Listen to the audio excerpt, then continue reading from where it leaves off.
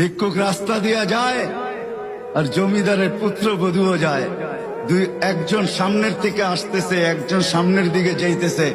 দুইজনের ক্রসিং এর সময় ভিক্ষুকের গায়ের কাদা জমিদারের পুত্রবধূর গায়ে লেগে গেছে।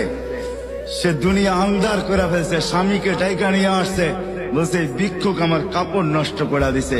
সে শুধু ভিক্ষুক ছিল না, বৃদ্ধ ছিল। বৃদ্ধ ছিল না শুধু, জীর্ণ ছিল, শীর্ণ ছিল। শরীরে কাপড় ছিল না, ফাটা চিরা কাপড় ছিল। পায়ে জুতা ছিল না, পেটে ভাত ছিল না। জমিদারের পুত্র সইতে পারে নাই, যৌবনী শক্তি সয় তো সয় কি কইরা। তার স্ত্রীর গায়ে ভিক্ষুকের কাদা, বস সমগ্র শক্তিকে হাতে জমা করা, একত্র করা বৃদ্ধের কালে বসায়। বৃদ্ধ কিচ্ছু বলে নাই, শুধু উপরের দিকে তাকায় দুই তিনটা শব্দ উচ্চারণ করছেন। শব্দগুলা হলো ইয়া মাল্লাহ।